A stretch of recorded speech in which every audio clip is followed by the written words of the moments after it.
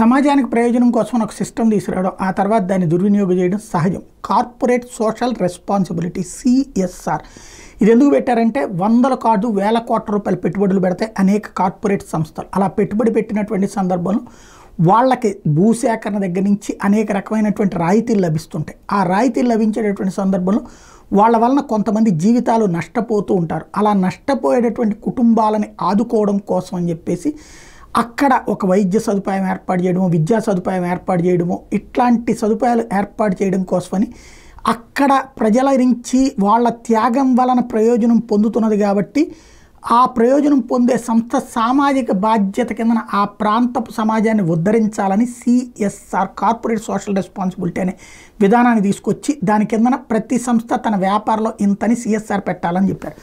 దీని ప్రకారం మహారాష్ట్రలో 5,495 కోట్లు, కర్ణాటకలో 1,985 కోట్లు, గుజరాత్లో 1,982 కోట్లు, తమిళనాడు 1,559 కోట్లు, ఢిల్లీ 1,462 కోట్లు, ఉత్తరప్రదేశ్లో 1,152 కోట్లు, రాజస్థాన్లో 1,102 కోట్లు, తెలంగాణలో 1,007 కోట్ల రూపాయలు ఇట్లాగా ఖర్చు పెట్టారు. అసలు విషయం ఏంటంటే కేంద్ర కార్పొరేట్ వ్యవహారాల మంత్రి శాఖ చెప్తోంది. కానీ ఈ డబ్బులు ఏం జరుగుతున్నాయి తర్వాత క్రమంగా అలాగా ఆ సమాజానికి వీళ్ళు ఏం చేయట్లా, ఏదో ఒక స్వచ్ఛంద సంస్థకి అక్కడ ఈ పని చేయడానికని ఒక కన్సల్టెన్సీ ఏజెన్సీ లాంటి వాళ్ళకి డబ్బులు ఇచ్చేస్తారు. లేదో మీటింగ్ పెట్టడం, దాంట్లో మంత్రులు పిలవడం, అధికారులు పిలవడం, వాళ్ళకి మందు పార్టీలు ఇవ్వడం, వాళ్ళకి కావాల్సినటువంటి ఏ ఏర్పాట్లు చేయడం. 100 రూపాయలు ఖర్చు అయితే 20 రూపాయలు అక్కడ 20 రూపాయలు ఒరిజినల్ ఖర్చు అవుతుంది, 100 రూపాయలు లెక్క రాస్తారు. ఇందులో ఒక 30 రూపాయలు ఆ సదరు సంస్థలు తీసుకుంటారు, 50 రూపాయలు లంచాల కింద 30 రూపాయలు వీళ్ళు తీసుకుంటారు, 50 రూపాయలు మళ్ళీ ఆ సంస్థ వేరే రూపంలో తీసుకుంటుంది.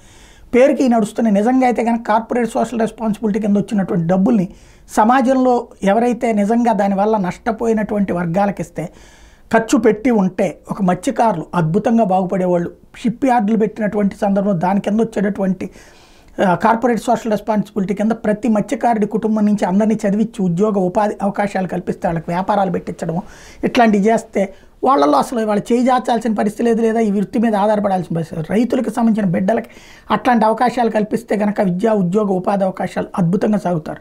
కానీ పేరు గొప్ప ఊరు దెబ్బ అన్నట్టు వేల కోట్ల రూపాయలు అయితే కార్పొరేట్ సోషల్ రెస్పాన్సిబిలిటీ ఇస్తున్నట్టు లెక్కలు చెప్తున్నాయి. కానీ నిజంగా ప్రజలకు అందుతుందా అంటే 1% అందుతుంది.